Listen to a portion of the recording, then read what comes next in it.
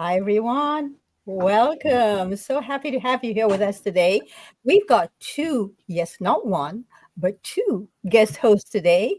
So, Grant is which a regular co-host. He's sleeping right now because he's now in Thailand and it's 3 in the morning there. And he will be there preparing for his annual retreat that he does in Thailand. And so he won't be back for at least another month or so. And in the meantime, we've got one of my favorite people filling in for him as a co-host, Dr. David Wong, who's a physician. And we've done many workshops together before. And so we're pretty much on the same track with certain things, with most things. And we also have from Canada, remember the guest we didn't have last week that I said, "Ooh, wait till you see her," Mariah in Canada, who's going to be with us today, giving us a different perspective altogether that I'm eager for you all to hear about the terrain model. So we'll be looking at fasting from that perspective. And one of the things that I wanted to mention is that we've been doing before this fasting or feasting. Today we're doing fasting and feasting. So leave your comments at the end. We will come back to you and we will do a live chat if you so desire. If you don't want to be featured, what you're saying to be featured, just let me know and I will not put it on the chat. So welcome to our co-host today. I am so glad to have them all here. And we're going to start with Blythe because Blythe was away last week. And while she was away, she was doing a digital detox. So how was that digital detox, Blythe? Oh, it was absolutely wonderful. We went to Palm Springs. We soaked in the mineral tubs. Oh, it's so good to just connect with the minerals and the sky and the desert. I love the desert. I love Palm Springs. So it was really nice. And then we went up into like the Santa Barbara Mountains area and did a creek hike, which was really nice as well. What I've done was I muted everybody's mic. So when you come on, just unmute yourself. And then when you go off, please mute yourself again. So who else has done something that they would like to report about what they did between the last show and this one? And let me know if you would like to say something. If not, we're going to go straight ahead. So let's see. Mariah, welcome. How is Canada right now? Are you transitioning to spring to summer yet? Finally to spring. I was just outside eating papaya in the sunlight. That was nice. It was a long winter. It's basically 6 months of decent weather and 6 months of awful weather. So. Oh, Mariah, I'm so disappointed that you said awful weather. I happen to love with a passion winter. Oh. And I lived in Canada and I loved it with a passion. And I don't understand when people say that. I think it's the most magical season. How do you feel that about that, Chuzarina? You're in Canada too. Sorry. There we go. Same here. Finally, a month after everyone has been craving everywhere. After everyone has been saying spring is here, March 21st. Well, it's not here, March 21st. It's just now, April 24th, 23rd. It's finally coming. So we're way behind. So in Ontario. So let's go and bring in our next very special guest who's filling in for Grant. So what's interesting about Dr. David Wong is that he also lives in Thailand part of the time, and Grant is now in Thailand. So come on board, Dr. David Wong, and let us know something about you. Well, last week I was in the beautiful country of Croatia. My first time there, so I had a wonderful time. It was spring-like weather, beautiful flowers blooming, and I just really enjoyed myself. And, Croatia has some wonderful plant-based restaurants, and I had some of the best food there. So happy to be home, though, and back in my office.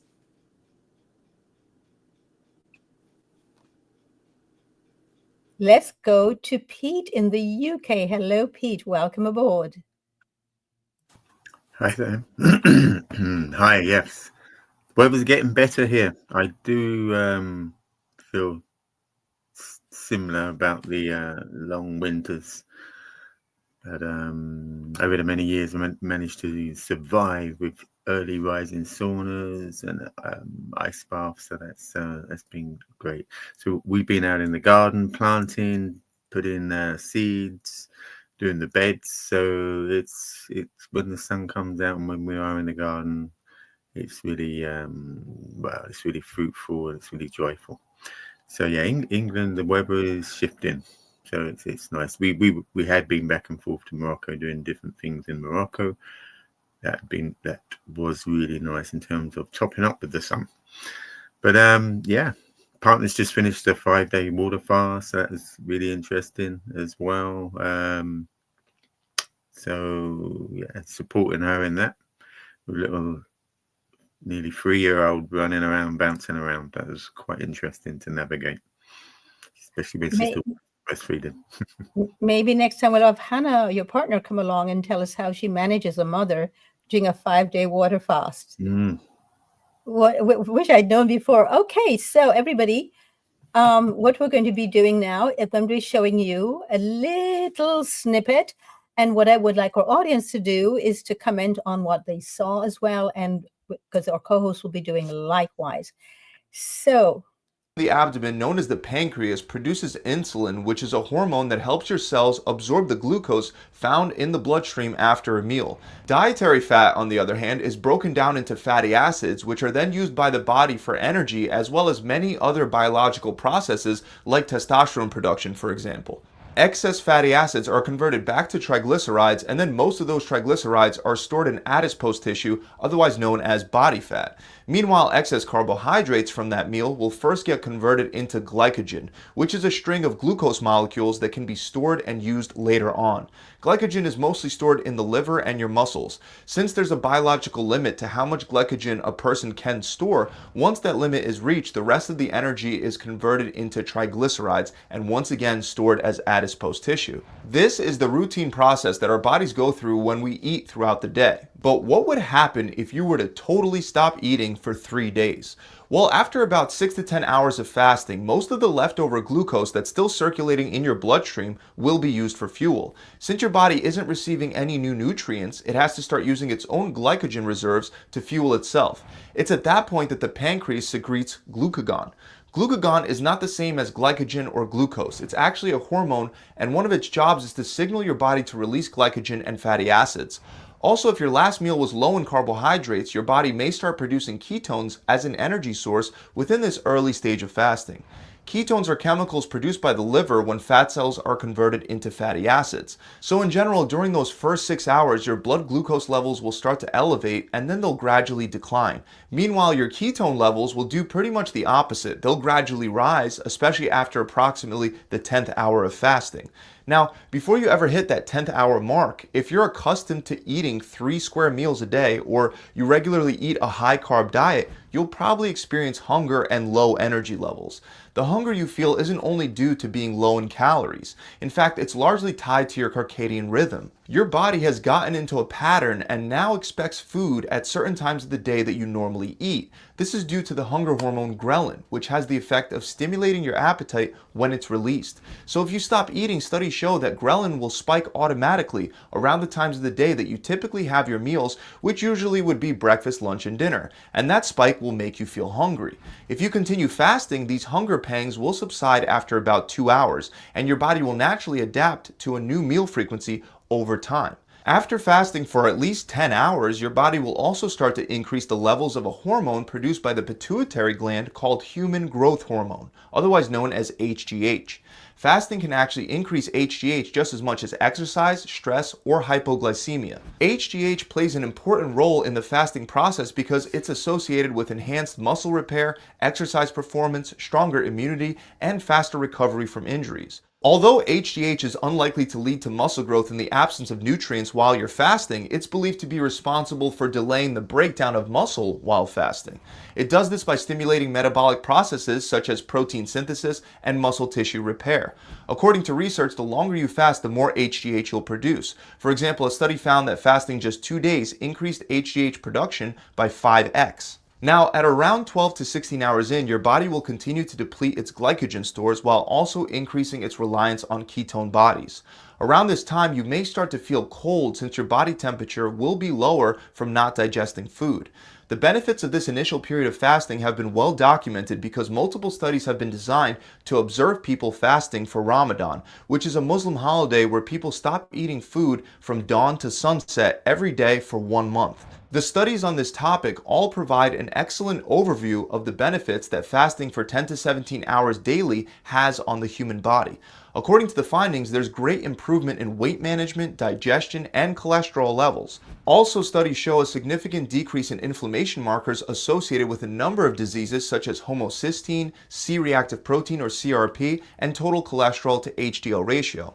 In general, inflammation is something that most of us want to lower throughout our bodies, and relatively short-term fasting can actually help us accomplish just that. As time goes on, at about 18 hours, your body becomes more reliant on fatty acids and ketone production accelerates since blood sugar levels are low and there's very little glycogen to borrow from your liver or muscles because those glycogen reserves are rapidly depleting. This is when inflammation decreases exponentially and there's a huge spike in HGH as well as a molecule known as brain-derived neurotrophic factor, or in short BDNF. HGH and especially BDNF promote the growth of new neurons and synapses in the brain, helping your nerves, sensory organs, and brain communicate more efficiently. BDNF also helps existing brain neurons survive for longer, all of which ends up enhancing learning and memory capacity. Usually after 16 to 18 hours of fasting, an auto-recycling process known as autophagy will also kick in. During this process, your body starts recycling any junk it finds. This junk can range from damaged proteins to bacteria to dysfunctional cells. Your body will essentially take all this garbage clunking up your system and use it for energy. So basically, this is a cleaning mechanism for your body. There are a couple factors that are also known to increase the rate of autophagy. These include caloric restriction, starvation, as well as increased levels of HGH and BDNF. Fasting happens to incorporate all three of these conditions, so fasting is a very effective method for initiating the autophagy process. Not only is this process one of the rare forms of detoxing that isn't a scam and actually works, but autophagy also has therapeutic benefits for both your lifespan and the aging process. Short-term fasting can even make your white blood cells better at fighting off diseases and overall should improve your immunity. On the other hand, when you fast for a very long time period, like a week or longer for example, you can actually harm your immune system due to malnutrition. But after fasting for just 24 to 32 hours, your body should most likely be out of glycogen and entirely reliant on its own fat stores for energy. So it should come as no surprise that there will be a significant increase in free fatty acid concentration circulating in your bloodstream at this time. This is especially true for men who will experience a 4-fold greater increase than women in plasma free fatty acid concentration. Certain organs like your brain will still need some glucose to function, so your body will begin to find crafty ways to make that happen.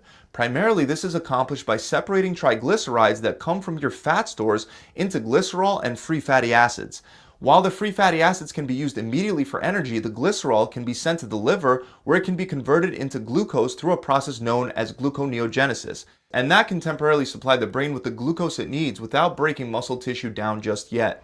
Contrary to popular belief, your body will actually reduce its protein breakdown rate substantially after just 24 hours of fasting to try to preserve muscle. Don't get me wrong, you can definitely lose some muscle mass as you fast for long periods of time, especially if you're already relatively lean.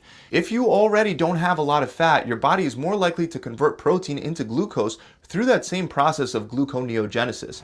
However, you don't have to worry too much about muscle loss until after approximately the first 3 days of fasting. This is because your body will be able to get the energy and glucose it needs mostly from body fat. The boost in human growth hormone production as an anti-starvation response will also help during this process. Not only will it assist with the fat loss, but it'll also help spare amino acids and preserve muscle mass during the first couple days that you're not eating. After the first 24 to 32 hours, your scale will also most likely show some weight loss, which is primarily due to water loss from depleting carbohydrates as well as some fat loss. This fat loss is by no means permanent. If you overindulge in food in your next meal, you can quickly regain all the weight you lost. But continuing to fast for 48 hours has been shown to provide additional benefits for your mood, mental clarity, and focus. Numerous clinical studies have shown that fasting for 2 to even 7 days can help treat depression, with patients reporting improvements in mood, alertness, and tranquility. Keep in mind, if you're not used to fasting, it's not going to be all sunshine and rainbows. You can definitely experience some negative drawbacks if you're new to fasting. Examples include headaches, low energy levels, aches and pains throughout your body, and digestive issues. All of these things are likely to improve over time as you adapt to fasting.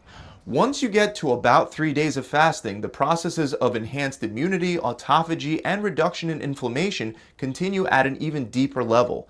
There's also evidence that the body starts creating hematopoietic stem cells, which can help regenerate many other types of cells throughout the body. But of course, at some point, the cons really start to outweigh the pros.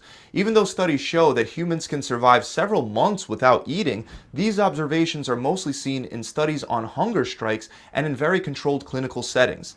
That being said, without medical supervision, fasting for 3 complete days is extremely hard for most people. After 72 hours, not only will the body be much more likely to start breaking down muscle tissue, but it might also start leading to vitamin and mineral deficiencies as well as digestive issues. Research observing a 41-year-old man fasting for 40 days gives amazing insights into how a 3-day fast can be better than fasting for a longer time period. In this study, we can see that ketones are produced in greater quantities during the first few days of fasting, and after the 5th day, the levels are more or less neutralized. Researchers also observed a maximum of 0.9 kilograms lost per day in the first few days of fasting. After that, the rate of weight loss slowed down. So it seems that you get the most out of ketosis during the first few days of fasting.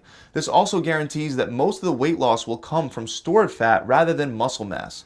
Up until the 3rd day, your body attempts to avoid protein catabolism and muscle breakdown and instead tries using ketones to take over as the primary energy source. After 3 days, however, we have 3 indicators that show us that the body might have to resort to breaking down muscle tissue to fuel itself. First, we have a study that demonstrates that by the 3rd day of fasting, the glutamine concentration in skeletal muscles falls by 34%.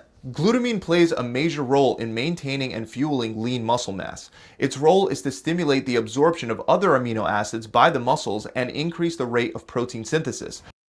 So we're going to stop there right now, and we're going to actually bring in Dr. David Wong. I have a question for you as a physician, David. Why do you think the medical profession in the United States does not recommend fasting as the first option when somebody comes in and is ill and has no idea what to do, or when they find themselves, the medical profession, find themselves overwhelmed and not understanding what this problem is. And instead of saying to them, well, we've done everything, I think I'm going to send you to a psychiatrist. Why do you think this is not the first thing that they think of? And please unmute yourself first. I can't speak for the other medical professionals, but I think that because they were not really trained, of course, in nutrition, in the physiology of fasting and so on. I thought that the clip that you showed really showed very well in terms of what fasting can do for our body system. In my practice, obviously, from the blood test, we do notice that when people have really high triglycerides, that was mentioned, they're eating too much carbohydrates. And unfortunately, again, doctors tend to then put people on medications to lower the triglycerides rather than promoting lifestyle changes or modifications. So I can't, again, say medical profession doesn't do that. It's unfortunate. I think the other reason being that the medical profession, as you know, with visits, they're very limited. 15 minutes. What can you accomplish in 15 minutes? And that's why doctors end up giving prescriptions, right, to take care of the problem and not going to look at the underlying cause. Yeah. I mean, I'm glad that I'm not in that field where I can really spend time and help people to make lifestyle changes. Thank you so much, David. I'm going to bring in actually Mariah, because Mariah is Mariah, just unmute yourself before and then mute yourself after. David, please mute yourself. Thank you. Mariah, can you tell us, please, from the point of view of the work that you're doing right now, the book that you wrote, and please mention what the book is and why you wrote it. But from the point of view of not mainstream anything, and looking at a terrain model from the point of view of a terrain model, what are the actual benefits of fasting and what are the pros and cons? Well, let's start with the benefits. Fasting intermittently falls within our natural human cycles within a 24-hour period. So from noon to 8 p.m., that's when that's the digestive cycle. So that's when the body's putting most of its energy towards digestion. So that's the optimal time to eat when we're in optimal health. People tend to feel this, and naturally they don't really get very hungry until 11, 12 o'clock anyways. And so from 8 p.m. until 4 p.m., that's the assimilation phase, and that's when the body is assimilating what we ate throughout the day and is putting more energy towards assimilation. And then from 4 a.m. till noon, that's the elimination phase. And that's why we get really like that feeling that we think is hunger. We think, well, that's more the body repairing itself and eliminating and healing itself. Usually that feeling in the stomach we think is hunger. And so when we eat, we suppress the body's elimination. And so we feel better temporarily, but really we've just suppressed the body from eliminating and healing. So from a terrain model perspective, over time, as we transition to our natural human diet, because we are frugivores by nature, we're actually a herbivore subcategory frugivore. And so we naturally would just be eating within that 8 hour time period. So I mean, I naturally don't eat until 11 or 12 or even 1 every day. And I naturally fast for 16, 17 hours per day without really making a thing out of it. It's just I just follow the way I naturally feel. Did that answer the question? Whatever you say will answer whatever we need. Thank you so much. But tell us something. Do you actually, I know you just came off of a fast. Did you come off of the fast yet, by the way, that you were doing Yes. last week? So Yes. It was a tell us, forced fast by the body, though. It wasn't initiated by me. It was initiated by my body. yeah, so can you speak to us about the forced fast? Because most people actually are forced to fast and they ignore it because they have no clue that that's what the body is doing. People get so upset when they lose their appetite and don't realize that's the body's way of saying, stop it. I need you to pay attention and stop shoving things into me.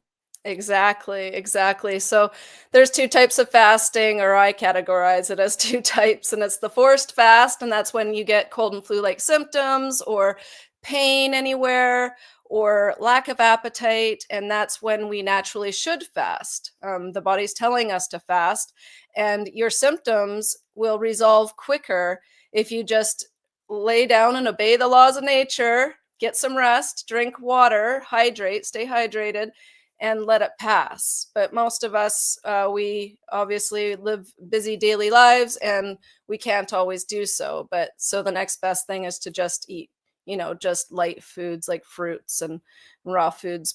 And then there's the initiated fast, of course, where, we plan it, and we're doing this for health and healing purposes.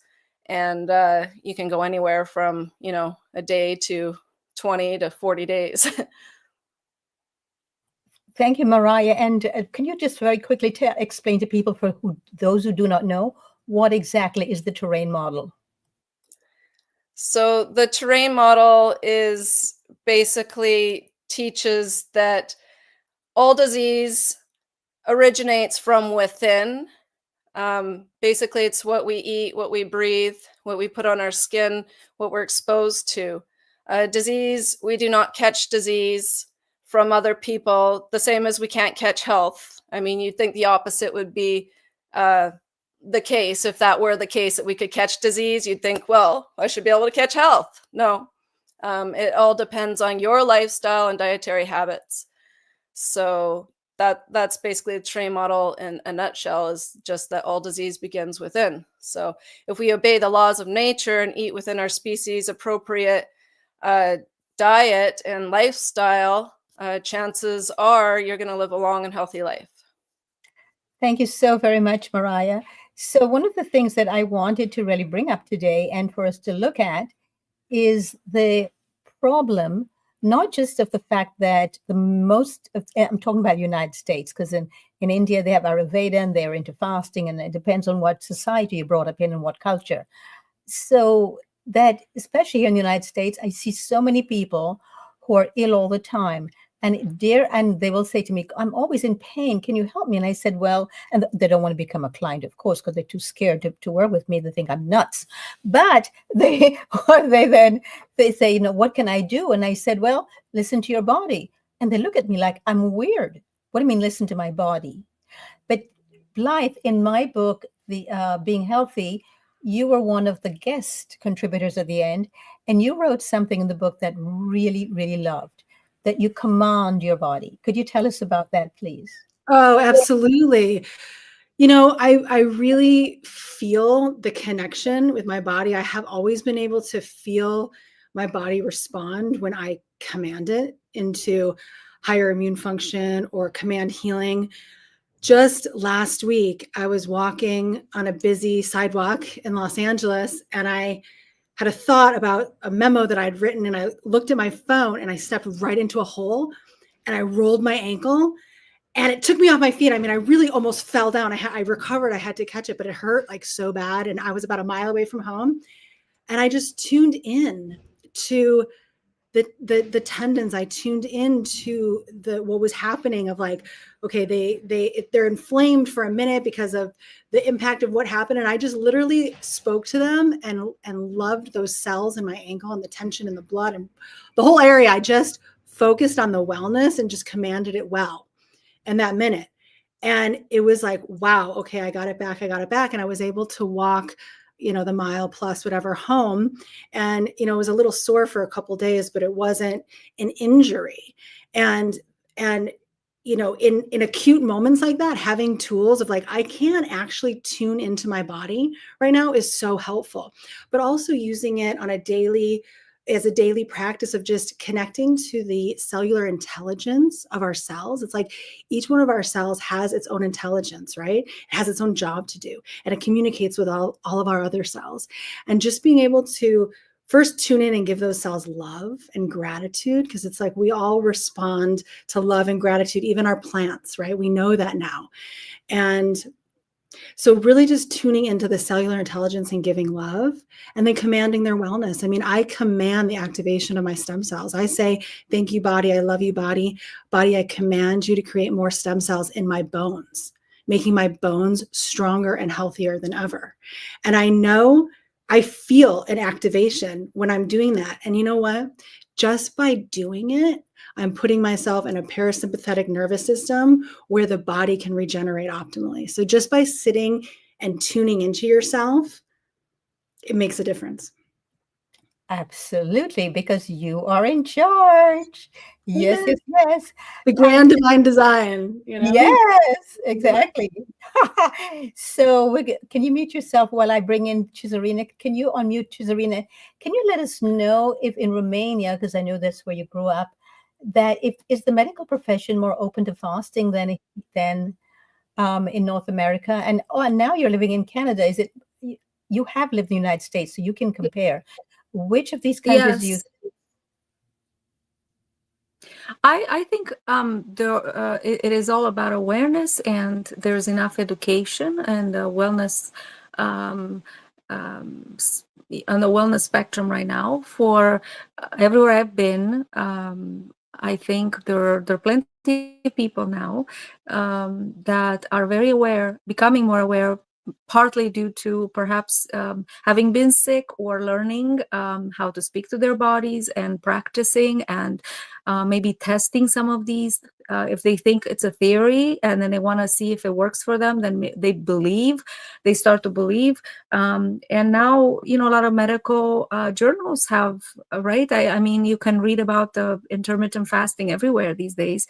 So with the education online, and I think with more stories, personal stories everywhere on social media, the whole world, I believe, is it's like an open book. So perhaps many years ago when I did move in 1995, when I did move from Europe to the States, there wasn't a big opening or awareness for that. But now it's a huge shift.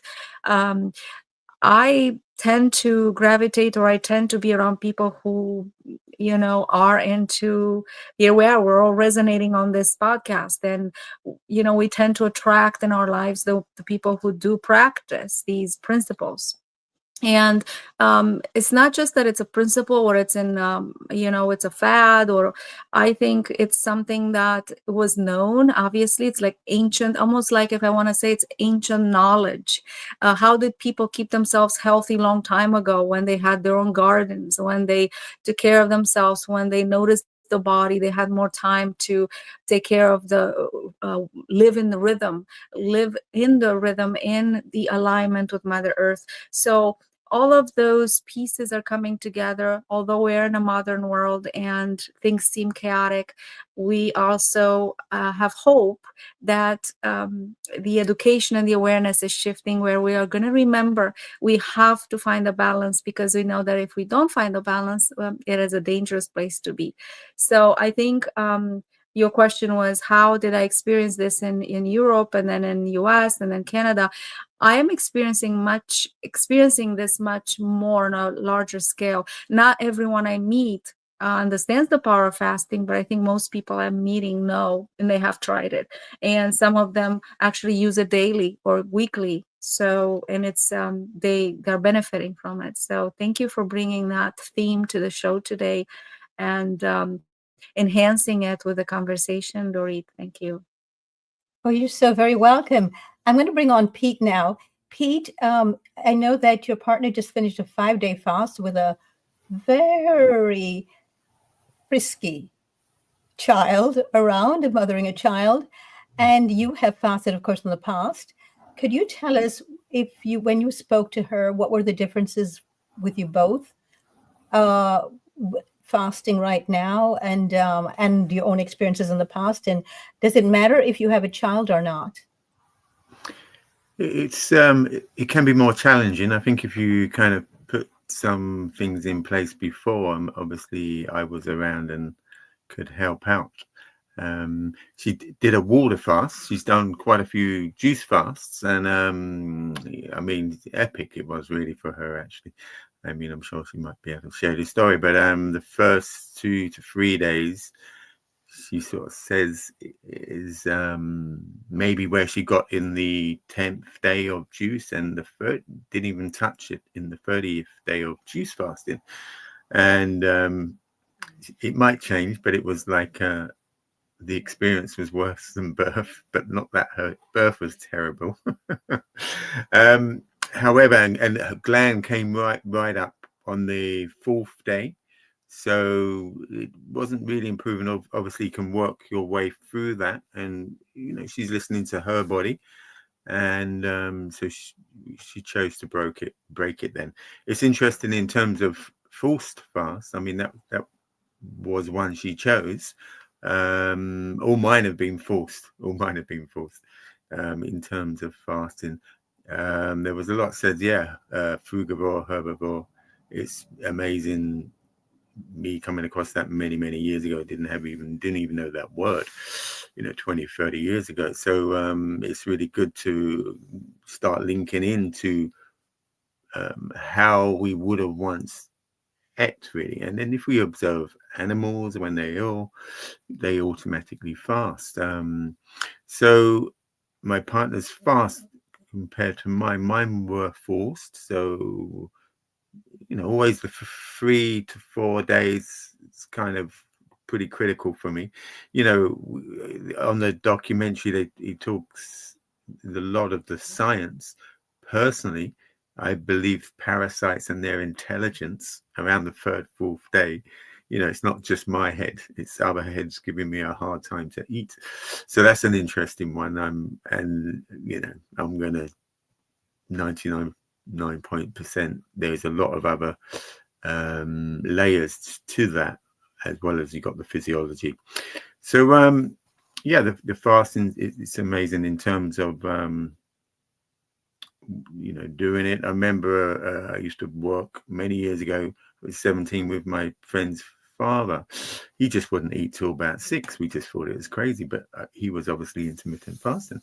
My older daughter, she just doesn't eat till 1 or 2 sometimes. She might not eat the most healthiest foods later, but she's doing very well. In terms of education, so we really needs to come into our schools, hospitals. So I mean, here in England, even if the raw plant-based food did become a fad thing, and 10 years ago, I could have untold volunteers, 10, 13, 15 for the CAFA festivals. As time went on, it's just, you could say whether it got slightly exploited or too many people waking up, and obviously, let's just say, too many healthy people. So then as time went on, hardly any at all. It brings up lots of emotions. So what I witness is we hit milestones and we don't go through them. So experiencing a lot of my own sort of traumas come up. To me, it's obvious why people really don't want to go through it. Even my partner is just saying, "Oh my gosh," you can see why people don't want to go through it. That was her experience this time. So going back to also, I'm talking quite a lot here, but having a baby, you can do it. You can still do it, and she's breastfeeding.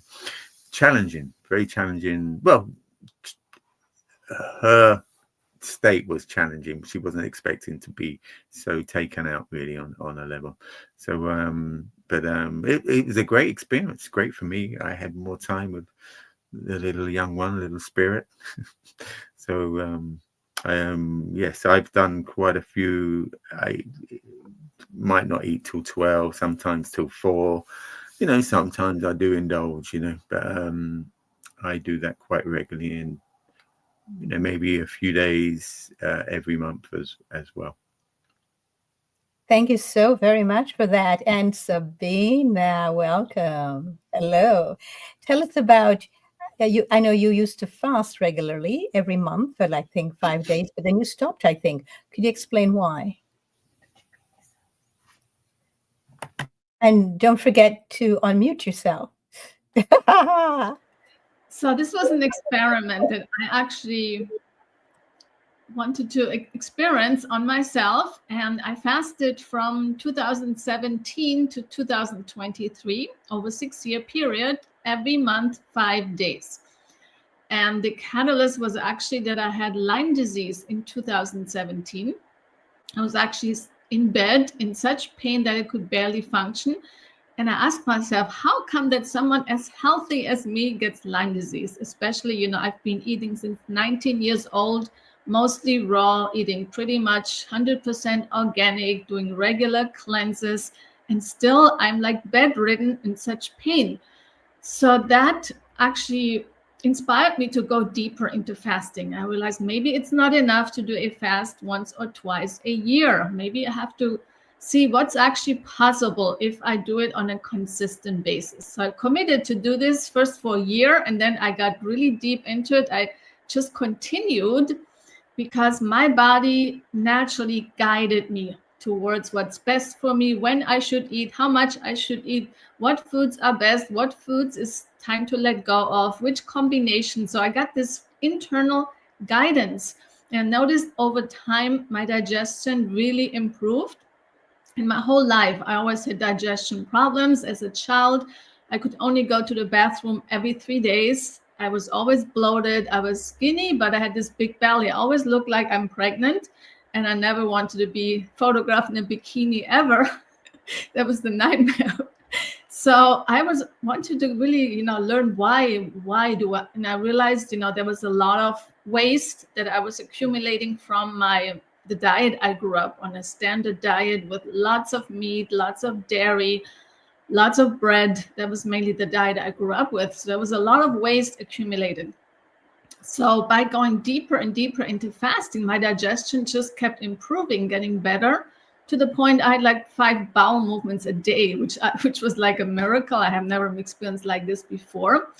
And naturally, my palate changed. Certain foods that were really attractive to me, suddenly they were not any longer. So it was this really beautiful process of my body naturally guiding me towards what's best. And I call it intuitive eating, really listening to what my body tells me. And also, I got to the point where I actually got so deep into these emotional issues that actually kept coming up. Every time I fasted, I noticed there was pain coming up, anger, sadness, and suddenly memories from childhood kept coming back about my relationship with my parents. And I have worked on this for many years. I've done trauma release, shadow work, but fasting actually allowed me to go even deeper into those deeper layers that you cannot otherwise access, because we store unresolved emotions, we store childhood trauma, all unresolved issues and resentment and conflicts. All that is stored in our body. That's what most people don't realize. And it's stored in the cells. When we cleanse, when we fast, our cells get cleansed up and the stuff comes up. It comes all to the surface because it wants to go out.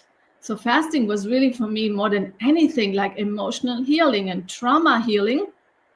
And I had many times I would just be lying outside in the garden and just crying for hours and just feeling such pain. But, there's no more escape. When we fast, we can't escape to food. And that's what most people do when they face uncomfortable emotions. They go to food. Food is a way to self-soothe. And food is an addiction in our society. So when we fast, there's no more escaping in the food. So there's nothing to hide anymore, no escape. And we have to actually face what comes up. And that was really the greatest exercise ever, to face all my emotions, face my fears, face my pain, and learn to be with the pain and the fears and love myself with all of it. And that's where massive transformation occurred to me, that I literally became a different person. If you would have met me 5 years ago, 6 years, I was a completely different woman.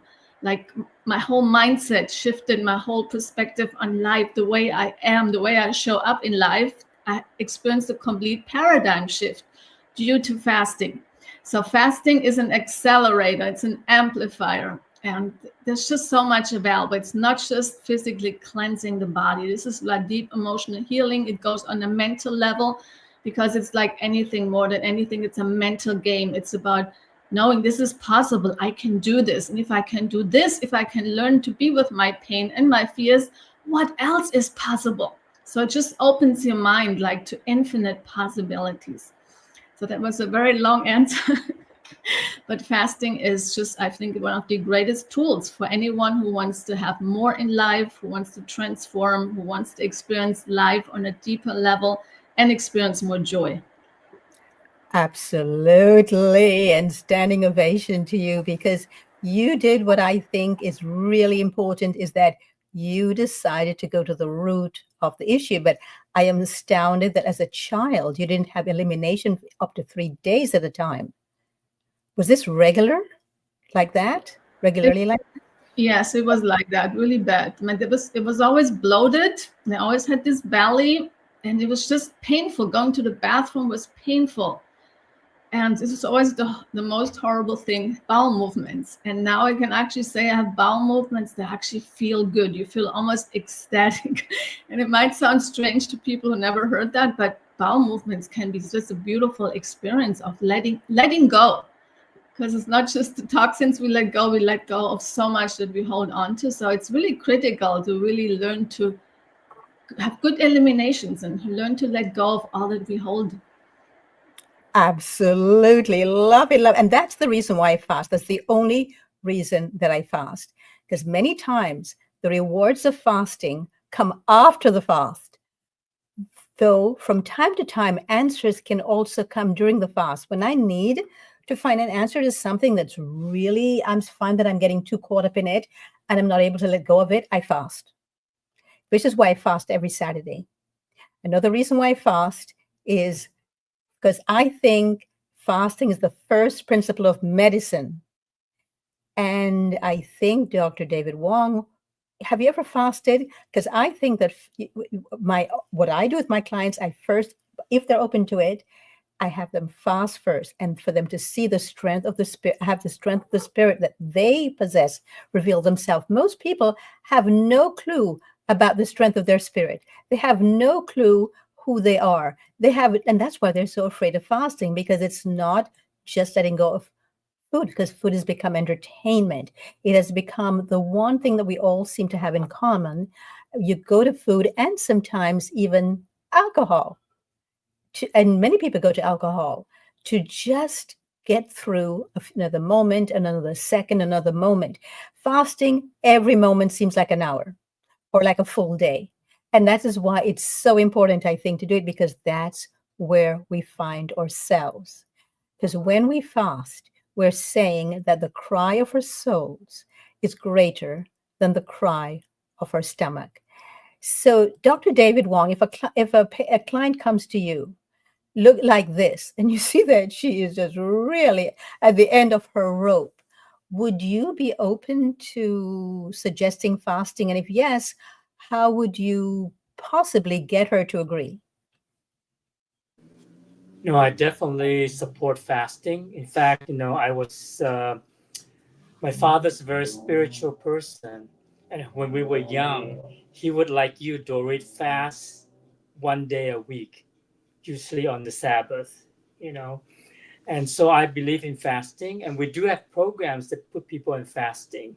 It depends on where they are at. For example, we may not put them on a water fast for many days, but often we may start them on a juice fasting or vegetable fasting for a few days and then gradually work into that. In fact, we have a program that we set up for people to go fasting. So I really support fasting. Actually, the medical profession nowadays, I have to say that they are talking a lot more about intermittent fasting. And that's something that they promote for things like weight loss, promote for things like a body cleansing, and even for regeneration or rejuvenation of the cells. Many times, fasting can help to also balance out the hormones because it really helps the body's physiology to improve and get into balance. So, fasting nowadays, fortunately, we see the medical profession promotes it a lot more. And definitely in my practice, I've been promoting fasting all along. Well, that's why you're here, because I know that you are on the same train as I am. And with that, Mariah, can you come in, please? If a client comes to you like this, what do you say to them? Well, I tell them not to focus on their bad habits so much because those will naturally fall away as we clean up our diet and as we become cleaner within. So basically, because people they're addicted to everything, right? For whether it's alcohol, fast food, um, salt, oil seems to be the biggest addiction in society. So we just teach people how to transition to our natural diet. We flood in the good stuff. So even if they're eating, say, I don't know, eggs for breakfast and oatmeal and all this, um, we'll teach them to eat a big bowl of fruit first. Start your day off with fruit because it's easiest to digest. It's the most hydrating. It wakes up the digestive gently. And eventually, the healthier foods, if they're eating a big, bowl of fruit every day and a giant salad every evening with whatever else they eat, eventually the good stuff crowds out the bad, and they do become a bit cleaner. And then we can start talking about, fasting and whatnot. We don't tend to recommend fasting immediately because it can lead, when somebody's not experienced, can lead to binging afterwards, or if somebody's already quite depleted in their body, that they haven't been eating nutritionally, and then they go and they do a fast, it sometimes can not work against them, but not be as beneficial as it could be if they had, built up their nutrient reserves and fasted, when they're in a better place. So that's basically what we do, is we teach people to transition to the natural diet. Transition is key, going slow so it's not too overwhelming, and so they can just flood in all the good stuff and eventually crowd out the bad. Absolutely. So what I do, why I fast on Saturdays on Shabbat, is because I'm in it for the discipline. Because the discipline of fasting breaks you out of the world's routine. I cannot stand routine. I really cannot. I literally live for Shabbat. I live for Saturdays. I love it. But I don't just fast from food. I fast from everything, including the sound of my own voice. I do not speak. I observe a day of silence every Shabbat. I start from Friday at sundown. And I used to break it at Saturdays at sundown, but not any longer, because I do this instinctively. I think that Sabina was talking about, or maybe it was Chisarina, about doing this instinctively and intuitively. I just don't want to stop. So by the time I get up on Sunday morning and I do the farmers markets, and I go to about 3 to 4, because I've got clients I need to make food for. Sometimes I come back and I don't even remember that I still haven't broken the fast yet, because I now start making their meals. By the time I know it, it's Sunday evening. So sometimes it goes until Monday morning, because I do not eat at night. Once the darkness comes in, once darkness sets in, I don't work. I don't do anything. That's my time to go within. So eating to me can be pretty chaotic, what it does to the internal system. It takes a lot of energy to digest. The digestive system needs a lot of energy and a lot of attention. And that is why I so look forward to Saturdays, because not only do I then fast from sounds and noise and everything else, but there's also what Blythe just did. There's also digital detox. No thing digital and no work. When I studied with Thich Nhat Hanh, I remember him saying, by the way, I wanted to run away with him to Plum Village in France and become a monkette. Because I just loved the lifestyle. Because he said every once a week they also had a day off. No matter what was happening, they had a program or a retreat going. You listen to Chisarina, even if they had a retreat going. Chisarina lives in a retreat center, and she and her husband does regular retreats. That's why I'm saying that. I'll go to her after this. And I wanted to do that because I thought, how marvelous if everybody around you is doing the same thing. But he said, you have to have a day for you. You have to have a day, and this is what he called it, a day of being lazy. That's what he called it. He says you need to have a lazy day. I never forgot that. And so when we did retreats with him, we would also have a lazy day. But we didn't do anything. We didn't even meditate. Can you imagine me with Thich Nhat Hanh and not meditating for a whole day?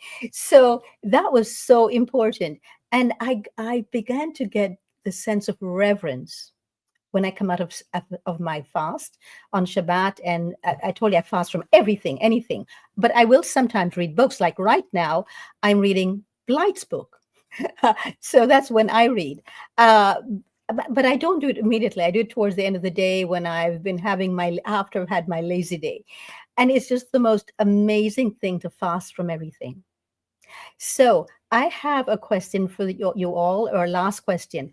I personally think that intermittent fasting, yes, is getting very popular now. Like Dr. David Wong just said, it's getting very, very popular. However, I don't think it started with the medical profession. I think it's been pushed into the medical profession because so many people are doing it. But I do not believe that when you juice and you do a juice cleanse, that's a fast. I think it's a cleanse. Now, you're fasting, yes, from solid foods, which is amazing because it gives the digestive and assimilatory system and the excretory system a chance to rest. Plus, you get rehydrated, and most people are dehydrated.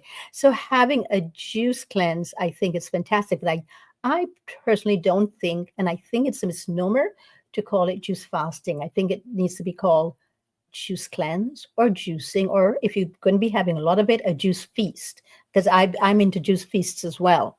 And I usually do those when I come off of a fast, a long fast. I mean, like a 3, 4, 5 day fast. The longest I've ever fasted was 41 days. And we'll talk about that another time. That was the highlight of my entire life, to be quite honest, because I saw and thought and heard things that I never heard before, and I never saw before, and I never felt before. It's like Sabina was saying, everything gets amplified, and it's intoxicating actually to fast after you've fasted for a while. But like I've said when we started the series, today is the last of the series on fasting and feasting.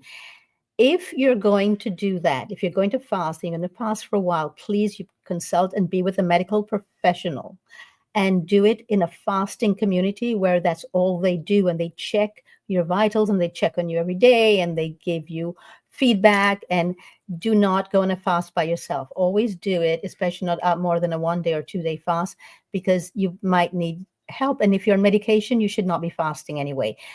Dr. Wong, what would you say to somebody who is taking medication but yet wishes to go on a fast? And unmute yourself first, please. Everybody remember to mute yourself when you're finished, but unmute when you're speaking. It really depends on what kind of medication they're on.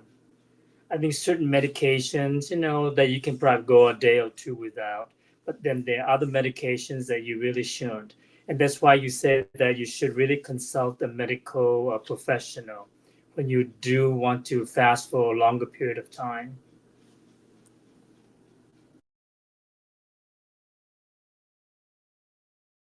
Sorry, I was reading Caesarina's message. Yes. So thank you for that. That's really important for people to know. So I'm going to go to each of our wonderful co-hosts for a last minute. We're going to start first with our guest co-host, Mariah, for one last minute. Anything that they would like to share, either from their own experiences, their own lives, or just to the audience listening when it comes to fasting. And I would actually also like you all to answer the question, what was for you the high point of fasting when you fasted? Starting with Mariah. So for me, the high point of fasting when I fast is when it's about to end.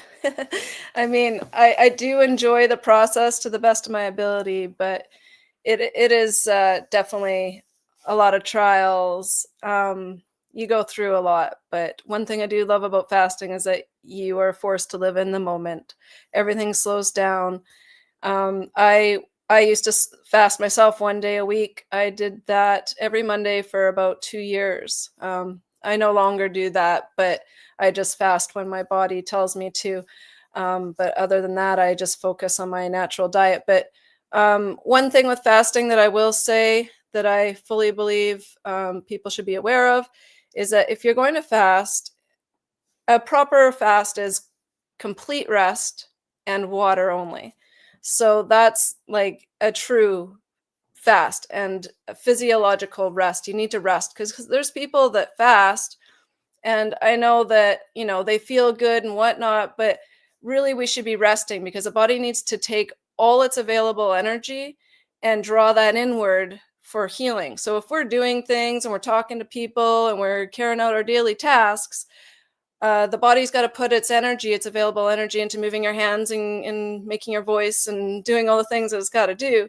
You're not going to get the deep physiological healing that you could otherwise if you would just lay and rest. So thank you for that. Very important. Blythe, come on in, please. Thank you, Mariah. Thank you so much for sharing that. That was so important. So insightful.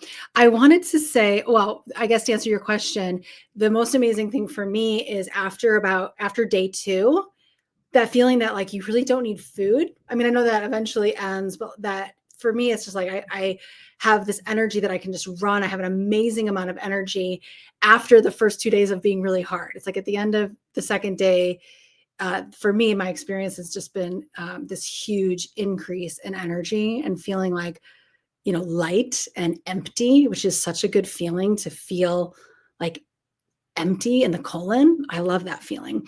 I wanted to highlight one thing that the video said, that the HGH is raised, the human growth hormone is raised after 10 hours of fasting. That is such a powerful point as it pertains to like intermittent fasting. That's something we can be doing every day. I want to ask a question to Mariah or Doreet or any of the experts on fasting.